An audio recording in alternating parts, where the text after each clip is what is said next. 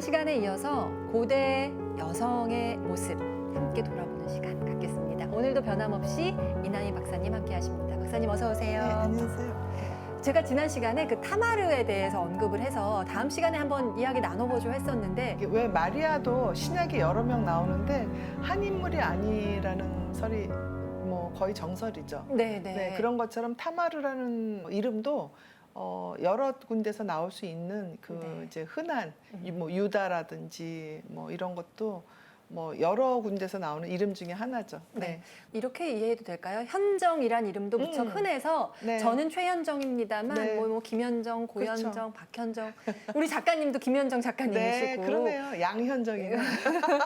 네. 그런 것처럼 네. 이 이름도 사실은 그렇게 네, 네. 어쨌거나 지난 시간에 말한 타마르와 네. 오늘 우리가 이야기할 타마르는 다른 네. 인물로서 네. 오늘 이야기하는 타마르는 유다의 며느리였던 타마르입니다. 맞죠? 야곱의 아들 중 동생 요셉을 죽이지 말고 팔자고 제안했던 유다가 가나안 땅으로 이주해서 맞아들인 첫 번째 며느리 타마르가 바로 오늘의 주인공입니다. 타마르의 이야기는 어떤 걸 좀 중점을 두고 우리가 한번 이야기를 살펴볼 수 있을까요? 우선은 현대인이 이해할 수 없는 부분이 많고요. 그다음에 제가 유다의 며느리 타마르를 고른 이유가 있어요. 네. 왜냐하면 마테오복음 첫 번째 예수님의 족보가 쭉 나와요. 14대, 14대, 14대, 42대가 나오는데 고대에 나오는 여성들이 이제 넷이 나옵니다. 그 중에 하나예요. 타마르, 그다음에 라합, 네. 그다음에 루스, 그다음에 바세바. 그래서 그걸 이제 나중에 뭐 그 다윗이나 이럴 때 조금 더 언급을 하겠지만 타마르가 예수님의 조상 할머니입니다. 타마르의 후손이 예수님이라는 거. 그렇죠. 예. 우리는 보통 예수님 하면 다윗의 자손 이런 얘기만 하잖아요. 네. 그래서 왕의 자손이야, 뭐 아주 뭐 굉장히 고귀하고 우아하신 분이야 이렇게 생각할 수 있는데 이 얘기를 들으면 네. 예수님 피에 이런 비밀이 있어? 출생의 비밀이 있어? 이렇게 생각을 하면서 오히려 예수님이 그래서 그렇게 그 힘없고 비천한 여성들한테 같은 편이 되어줄 수 있었던. 중군동에 여성들을 학대하는 그런 문화에서 어떻게 그렇게 창녀들을 품어주셨을까? 어떻게 그렇게 돌맞는 여성들을 보호해주셨을까? 그건 거의 이해할 수가 없었어요, 저는 어렸을 때는. 네.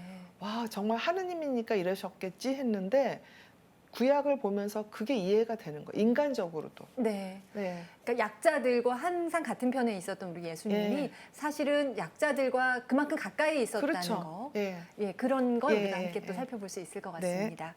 자, 그렇다면 바로 창세기 38장 속으로 들어가 보겠습니다.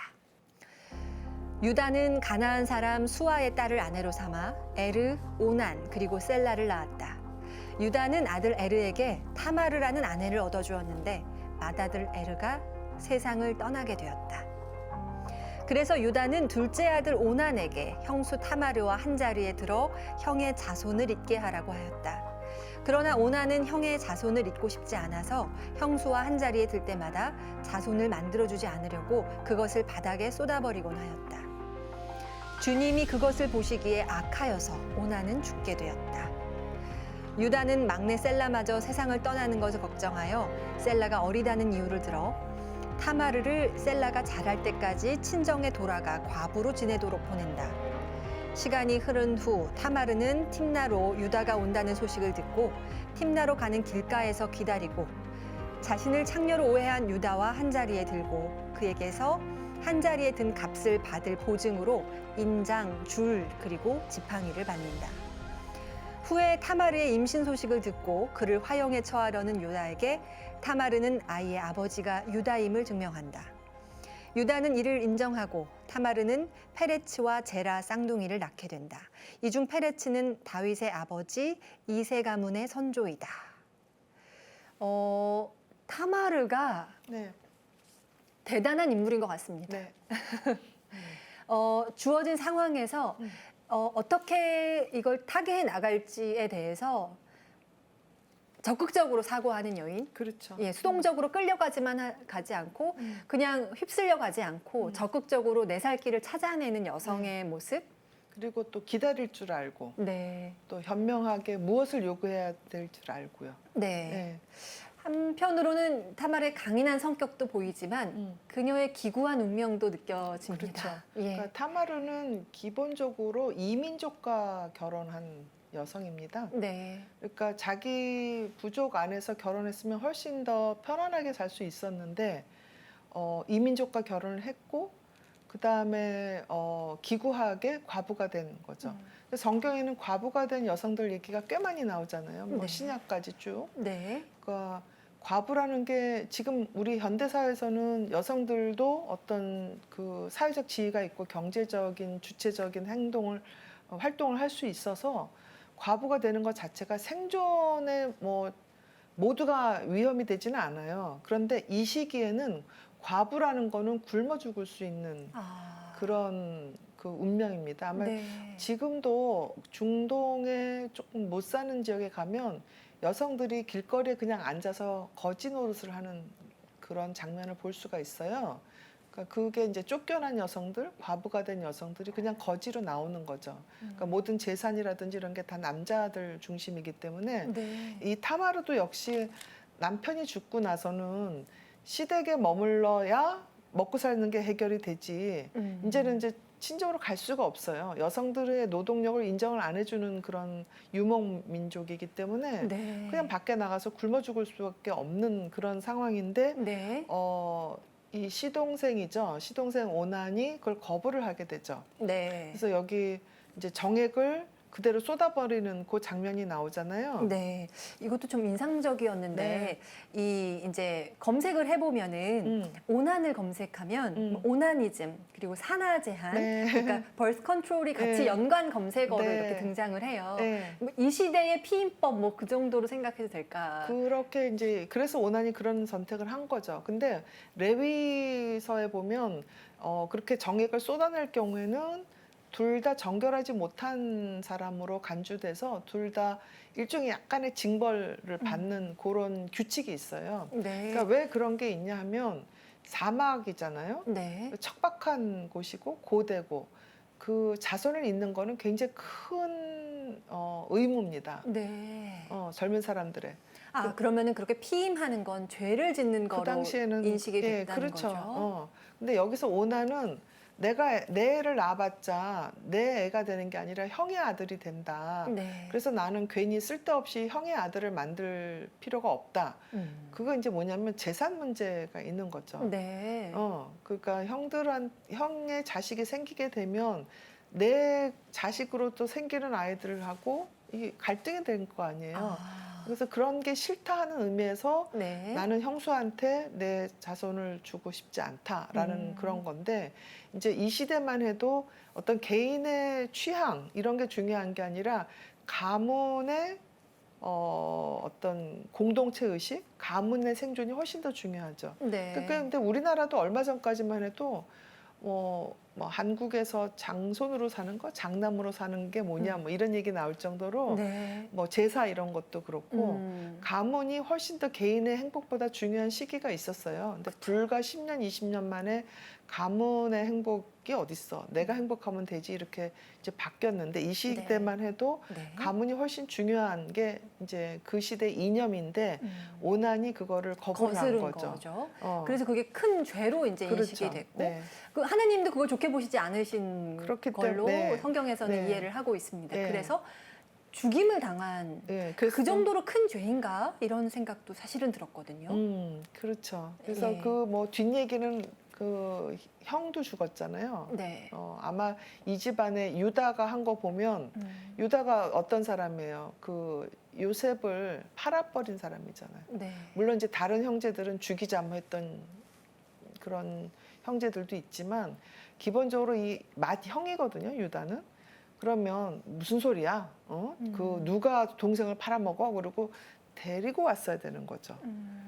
그러니까 유다의 원죄예요, 어떻게 보면. 네. 유다라는 사람이 죄인이기 때문에 자식들도 그 죄를 받는 거죠. 근데 실제 임상에서 보면 그런 경우는 참 많아요. 그러니까 그 대에서는 잘 먹고 잘 살았는데 네. 아버지 엄마가 윤리적이지 못한 경우에는 그걸 그대로 보고 배운 자식들이 엉뚱한 짓을 하고 죄를 짓고 그래서 그 집안이 돈도 있고 권력도 있는데 풍비박산 나는 경우 굉장히 많아요. 뭐 이런 것도 전형적인 예죠. 네. 근데 타마르는 그러나 그 와중에 본인의 생존을 지켜낸 강인한 여자예요. 네. 그 얘기를 조금 더 자세히 보면 네, 좋을 것 네. 같아요. 네. 구약 시대에는 여성이 아까 말씀하신 것처럼 남편을 잃으면 그냥 그 순간 그냥 졸지에 거리에 내앉고 마는 그런 위치의 존재였는데 타마르는 지혜를 짜내고 용기를 짜내서 그걸 타개해 나가는 걸 우리가 확인할 수 있었습니다.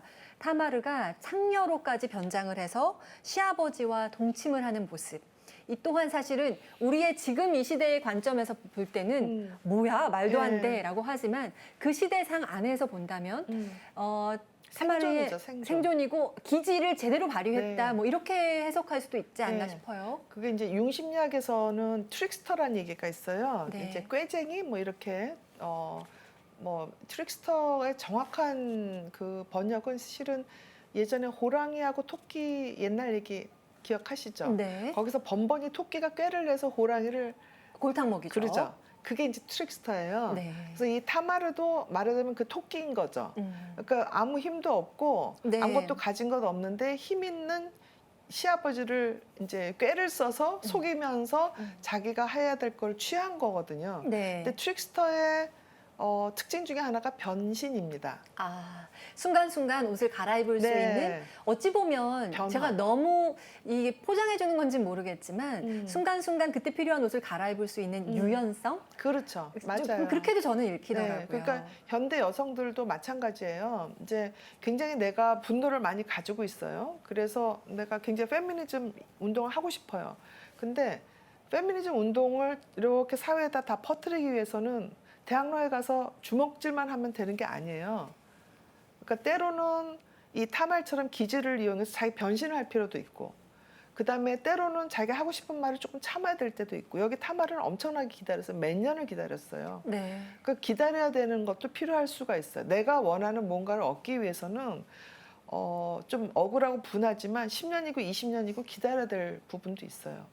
그래서 이 타마르가 갖고 있는 트릭스터의 원형이라고 할 수 있는 이 부분은 굉장히 중요하고 특히 억압받는 여성들한테는 힘이 되는 원형상일 수도 있어요. 네. 대담합니다. 제가 보면 자세히 한번 읽어볼게요. 그 장면이 좀 묘사가 잘 되어 있는데요. 이렇게 표현이 되어 있습니다. 말을 전해 듣고는 입고 있던 과보 옷을 벗고 너울을 써서 몸을 가리고 팀나로 가는 길가에 있는 에나임 어귀에 나가 앉았다. 셀라가 이미 다 컸는데도 자기를 그의 아내로 데려가 주지 않는다는 사실을 알았기 때문이다. 그러니까 지금 셀라는 이미 어른이 되었고 원래 약속대로라면 나는 진작에 다시 시댁으로 들어갔어야 하는데 지금 이게 나 지금 위험하다. 나 이러다가 진짜 정말 나 굶어 죽게 생겼다라는 위기를 느낀 거죠. 그렇죠? 그래서 이제 창녀로 분화하는 것조차 마다하지 않을 그렇죠. 만큼 사실은 절박했던 거라는 생각도 듭니다. 어떻게 보면 근기 있는 끈질긴 네. 포기하지 않는 그런 여성의 모습인데 우리 한민족들한테도 있죠. 전쟁 때 네. 엄마들이 뭐 국밥 장사하고 떡 장사하고 애들 들쳐업고 농사 짓고 그렇게 살아냈거든요. 네, 근데 악착같이. 그럼요. 그래서 지금 한국 여성들 이렇게 보면 뭐 골프면 골프, 스케이트면 스케이트 아주 근성 있게 이제 목숨 걸고 하는 젊은이들 참 많아요. 뭐 네. 글이면 글, 그림이면 그림. 그래서 그런 정말 열심히 사는 여성들. 근데 아무런 빽이 없는 여성들이죠. 네. 뿌리 뽑힌 여성들. 그럼에도 불구하고 어디 던져놔도 생존해 나가고 자기 길을 개척하는 여성들을 보면 저는 거기서 타마르를 좀 읽어내는 경우가 있어요. 네. 네. 타마르의 모습이 전형적인 정말 강인한 여성의 모습인 것 같습니다. 계속 보죠. 이것은 길 위에서 타마르와 유다가 만나는 장면입니다. 유다가 그를 보았을 때 얼굴을 가리고 있었으므로 창녀련히 생각하였다. 그래서 그는 길을 벗어나 그 여자에게 가서 말하였다. 이리 오너라. 내가 너와 한 자리에 들어야겠다. 유다는 그가 자기 며느리인 줄을 몰랐던 것이다. 이렇게 타마르 계획대로 시아버지 유다를 꿰어서 임신을 합니다. 근데 고대 성전에 창녀가 있다라는 게 사실은 이건 어떻게 봐야 되는 거지? 그러니까 그리스의 성전에 그 성전 청녀가 있는 그런 부분에 대해서는 좀 기록이 많아요. 그래서 어떤 면에서는 꼭 무슨 치유자의 역할도 했어요. 그러니까 재우면서 꿈꾸게 하면서 꿈을 해석하게 하기도 하고 뭐 이런 역할도 하고 또 최근에 우리가 아마 저 매스컴이나 이런 걸 통해서 보셨을 거예요. 그 힌두교나 뭐 이런 데 보면 왜 어린아이를 그 성인으로 이제 뭐 신으로 이렇게 숭배하다가 이제 13살이 돼서 월경이 시작되면 창녀가 되는 그 혹시 뉴스에서 보신 기억 안 나세요? 그런 이야기 접한 적이 있습니다. 그렇죠. 예, 네, 좀 충격을 지금 받았죠. 그렇죠. 현대에서도 그렇게 신전에서 신으로 숭배받다가 이제 창녀로 가는 그런 게 있죠. 그게 너무 극과 극으로 치닫는 거 아닌가라는 그렇죠. 느낌을 네. 받거든요. 그런데 이게 불교에서도 이 관세음 보살이 창녀가 돼서 그 동네 어부들을 다 교화시키는 그런 전승이 또 있어요. 그래서 그거를 뭐 어떻게 신이 창녀가 되지? 뭐 이렇게 좀 그건 너무 과하다 뭐 이렇게 생각할 수도 있는데 그만큼 이제 창녀가 각 문화에서 하는 역할이 뭔지를 한번 좀 들여다봐야 될 것 같아요. 뭐냐면 죄를 다 안고 가는 거거든요. 그래서 가장 낮은 곳에서 다른 사람들한테 손가락질 받고 가장 비참하게 사는 사람들이죠. 창녀라는 게. 네. 그러면 죄를 안고 가는 게 희생 아니에요? 희생양인 거죠. 그렇죠. 네.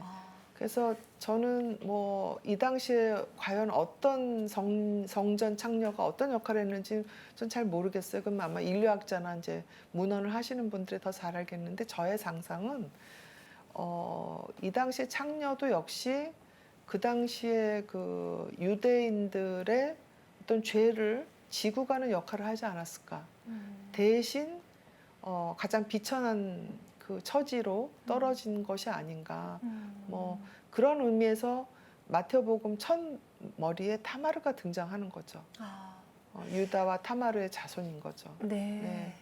어찌 보면 상징적인 의미로 가장 낮은 곳에서 네. 모든 걸 다 품어내는 그렇죠. 그런 존재로서의 네. 그리고 예. 모든 사람들한테 조롱받고 핍박받고 무시받고 억압받는 그런 존재잖아요. 네. 그러니까 그 사실은 그런 존재들을 위한 게 진짜 종교잖아요. 네.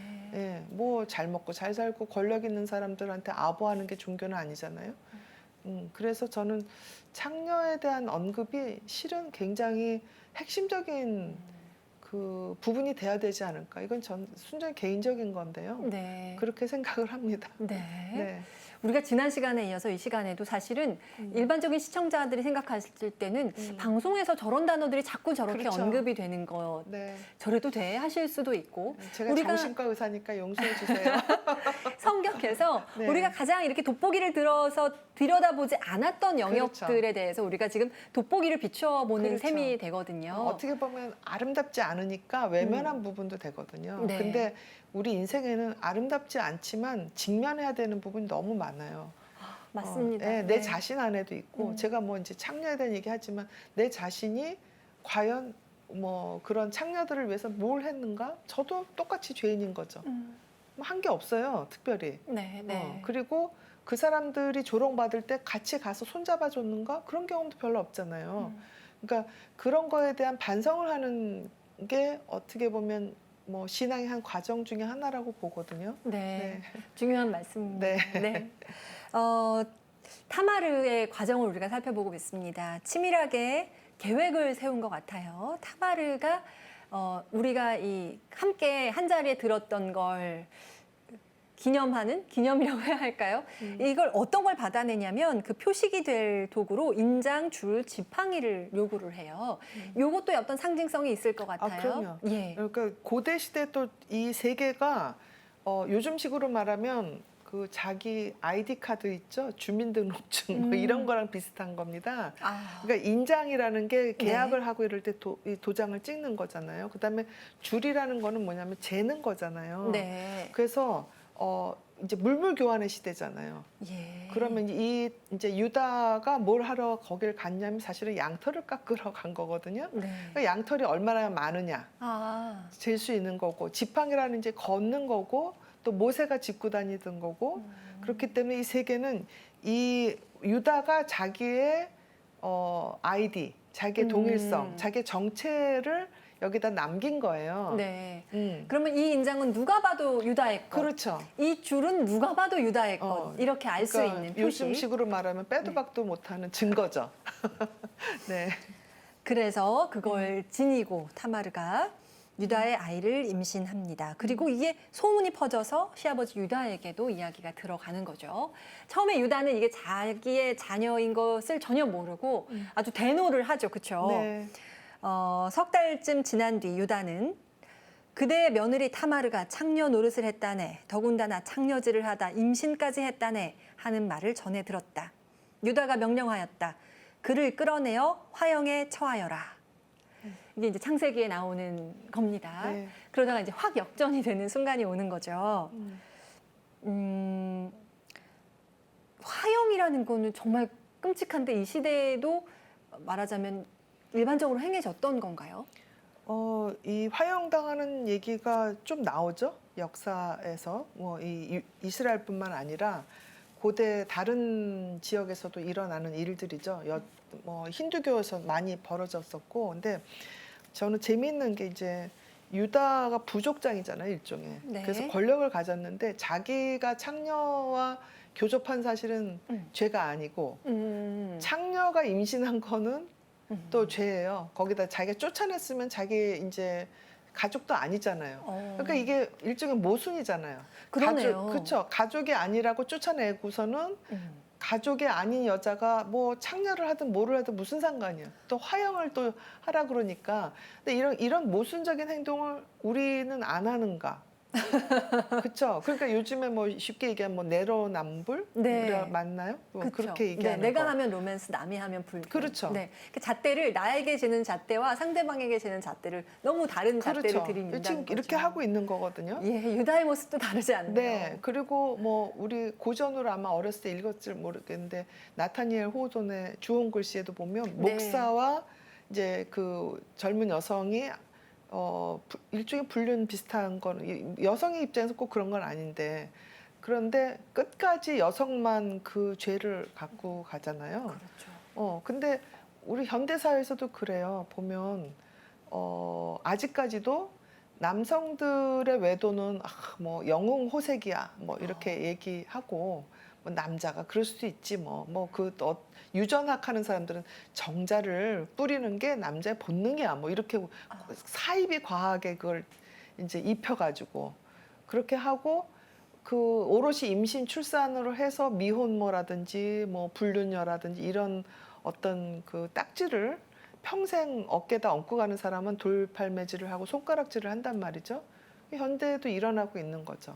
현대에도 여성이 절대적으로 뭐 피해 입고 희생당하는 는 경우가 아직까지는 아직도 많죠. 많이 있죠. 그래서 저는 미혼모들이 조금 더 당당하고, 네. 그리고 미혼모들을 위해서 좀 더 많은 혜택을 좀 주고, 근데 미혼모라는 단어는 있지만 미혼부라는 단어는 미혼부한테도 없잖아요. 역시 혜택을 좀 줘야죠. 네, 근데 네. 이제 그만큼 아이를 임신하고 하는 과정이 남녀가 공히 그렇죠. 책임하에 이루어지는 네, 일이거늘 네. 이 책임이 오로지 여성에게만 전가되는 뭐 경우가 그런. 꽤 많죠. 근데 그렇죠. 요즘에는 미혼부도 사실 많아요. 꽤 그럼 이제 많은 그 여성들이 용어도- 아이를 그냥 아빠한테 던져놓고 그냥 자기는 가는 경우가 많아요. 우영우 아, 우영우 드라마 우영우가 애도- 그런 그런 그런 존재였습니다. 경우군요. 네. 그런데 네. 아까 말한 것처럼 고대에는 뭐 마녀 사냥이나 이런 식으로 화형이라는 제도를 통해서 여성을 정말 끔찍하게 억압하고 처벌했던 게 있다라고 한다면 지금 이 시대에는 좀 교묘한 방식으로 그렇죠. 좀 달라진 점이 있지만 그렇죠. 여전히 여성이 철저하게 가장 짓밟히는 존재가 되는 경우도 경우가 많죠. 그렇죠. 네. 예. 미혼부들도 고생이 많아요. 네네. 왜냐하면 미혼모는 그래도 이렇게 가서 뭐 미혼모 시설도 있고요. 또 국가에서 뭐 조금 보조하기도 하고 하는 부분이 있는데 미혼부들은 아이를 호적에 올리는 것 자체도 힘들고 혜택을 받는 경우도 참 어려워요. 그래서 좀 이건 뭐 딴 얘기긴 하지만 네네. 어쨌거나 싱글이든 뭐 이혼이든 아이를 가진 사람한테는 결혼 제도를 떠나서 조금 혜택을 줘야 되는데 이 유다 같은 생각을 하는 거죠. 아이는 철저하게 아버지, 엄마가 있어야지. 그게 그런 아이들한테만 혜택을 줘야지. 미혼한테 혜택을 줘. 미혼부한테 혜택을 주면 자꾸 이혼할 거야. 뭐 이렇게 생각하면 정말 고통받는 여성들, 남성들이 많아요. 뭐 아이들이 제일 고통이고요. 예, 우리 사회가 정말 다양하게 분화되는 이만큼 그렇죠. 우리가 보완해서 제도적으로 챙겨야 하는 그렇죠. 소외층이 없도록 우리가 꼼꼼히 네네. 좀 제도를 더 이제 네. 정비해야 되는 시점이 네. 분명히 그리고 왔다는 또 생각이 문화적으로 들어요. 바뀌어야 되고요. 그렇죠. 우리의 정서, 네, 유럽, 북유럽 이런 경우는 그 혼외 자식이 훨씬 더 많아요. 그리고 미혼모, 미혼모가 굉장히 많고 그리고 당당하게 요즘에 키우고. 미혼이라고 하지 않고 비혼이라는 네. 표현을 또 쓰자는 네. 운동도 많이 벌어지고 네. 그러니까 있잖아요. 결혼은 하기 싫지만 네. 내가 아이를 갖고 싶다. 그러면 뭐 입양을 하든 아이를 낳든 낳을 수 있게 해줘야 지금 우리 민족이 가지. 이런 식으로 가부장제적인 뭐 고리타분한 생각을 갖고 하면 타마르 얼마든지 나와요. 아직까지도. 네. 그러면 뭐 이스라엘 유다만 멸망하지 않아요. 우리 한민족도 멸망해. 이런 식으로 타마를 억압을 하면. 그렇죠. 네. 네. 우리가 이제 고대 여성들을 돌아봤고 성경 속의 여러 이야기들을 살펴봤지만 사실은 이 시대에 우리가 살펴봐야 하는 문제들과 다 연결이 돼 있다는 네. 생각이 듭니다. 저보고 뭐라 하실 분이 있을지 모르겠어요. 너무 뭐 급진적인 생각이다. 네. 뭐 이런 그런데 이야기. 지금 그런 생각 안 하고 버티기에는 우리나라의 미래가 저는 없다고 보거든요. 지금 이 추세대로 가면 2050년쯤 되면 거의 다 노인으로 변하거든요. 그러니까 우리 안에 유다를 벗고 네. 타마르를 좀 입어야 우리 한민족이 버티죠. 이런 식으로 하면 한민족이 사라질 가능성이 너무 높습니다. 그러니까 이민족도 안 되지. 그러니까 예컨대 여기 유대나 이스라엘 민족들 보면 이민족이랑 결혼하지 말라고 그런 부분이 많잖아요. 결혼 안 했으면 지금 유대인들이 생존할 수 없어요. 그렇죠. 그래서 왜냐하면 한민족끼리만 결혼하면 유전병도 많아요. 그러니까 유대인들 중에서 자기 부족 내에서 결혼하는 사람들 특이한 유전병이 많아요. 네. 그러니까 우리나라에 뭐 유전학하는 사람들 굉장히 좋아하는 얘기인데 유전학에 뭔가 우성, 열성이 있잖아요. 네. 그래서 좋은 거를 많이 하려면 여러 다양성이 있어야 그 종이 발전하는 거예요. 네.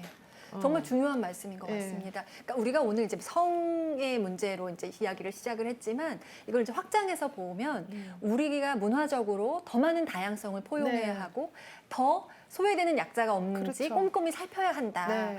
이쪽으로 이제 결론이 날 수밖에 네. 없는 것 같아요. 그러니까 너무 돈이 없어서 몸밖에 팔 수 없는 여성이 있다는 거는 우리 같은 선진국에서는 수치스러운 일이죠. 아이를 위해서 엄마가 몸을 판다? 그거는 있을 수 없는 일이거든요. 근데 네. 저는 임상에서 꽤 많이 봤어요. 아, 그러니까 그 엄마들이 몸을 팔지 않아도 아이를 키울 수 있는 환경이 되면 이렇게 출산율이 떨어질 리가 없죠. 그렇죠. 그래서 타마르 현재 우리 근처에 있습니다. 우리가 네. 단지 못 볼 뿐이지. 네. 네. 우리가 유다의 옷을 벗고 타마르의 옷을 네. 입자라는 말씀이 네. 오늘 마지막으로 새겨야 되는 말씀이라는 네. 생각이 듭니다. 이나희 박사님 오늘 말씀도 고맙습니다. 네. 감사합니다. 성경과 사람, 오늘은 여성을 중심으로 해서 성경 속을 들여다봤습니다. 여러분은 어떤 생각을 하고 계신가요? 다음 시간에도 성경을 통해서 우리가 생각할 거리들, 고민할 거리들 들고 오겠습니다. 함께해 주신 여러분 고맙습니다.